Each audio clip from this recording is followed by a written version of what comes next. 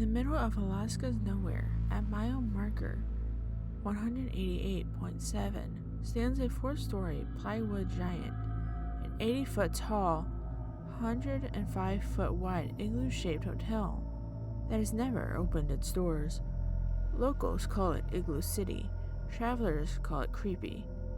But to one man, it was a dream worth decades of his life.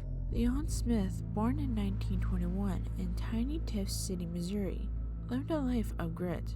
Guadalcanal veteran, tugboat captain, deep-sea fisherman, lumberjack. When he reached Alaska's interior, he found his paradise, and he wanted to leave his mark.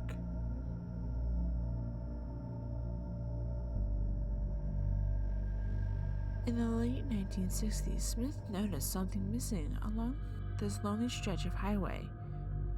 A proper hotel, so he decided to build one by hand with lumber, plywood, urethane, foam. He began constructing the Igloo Lodge, 58 rooms, a restaurant, a bar, a liquor store, a gift shop, and a penthouse suite for his family. Anytime I get together enough money, I build another room. He hoped to open in 1973.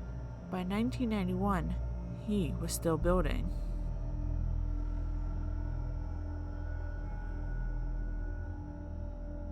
Smith's dream didn't die from lack of passion, it died from building codes. The windows were too small, the floors too close together. Fixing it would cost more than he could ever earn pumping gas for Denali-bound travelers. You wouldn't put an igloo hotel in Kansas or Egypt, would you? By the mid-90s, aging and in failing health, Smith sold the unfinished igloo to his brother, Brad Fisher.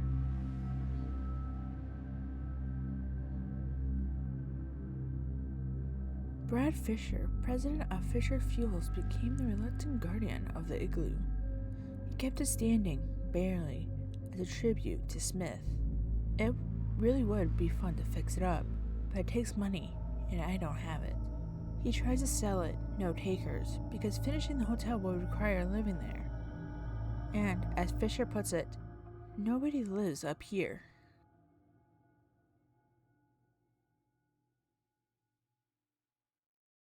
After the gas station closed in 2005, the igloo became a magnet for vandals, trespassers, and thrill seekers. Someone stole the staircase. People used the interior as a bathroom. Kids nearly burned it down with fireworks. People are just terrorizing it. The state now calls it an attractive nuisance.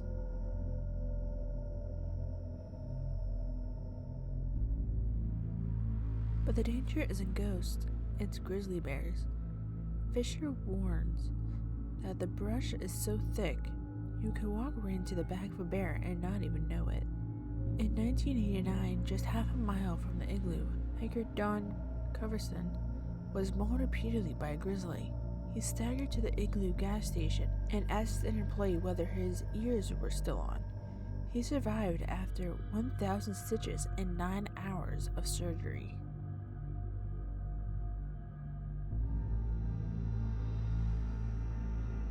Stories grew, strange lights, a woman in white, feelings of being watched, a group hearing a gunshot and seeing an old woman staring at them.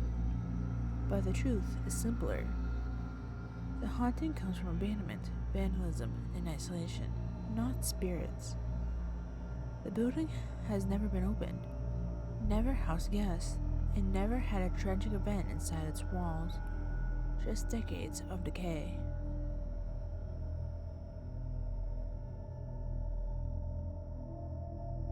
Smith died in 1999, never seeing his dream complete. Fisher still hopes someone will restore it, because tearing it down, he says, would be like Smith dying all over again. Today, Igloo City stands as one of Alaska's strangest roadside attractions visible, even from 30,000 feet in the air, a monument to ambition, isolation, and the stubborn beauty of a dream that refused to melt.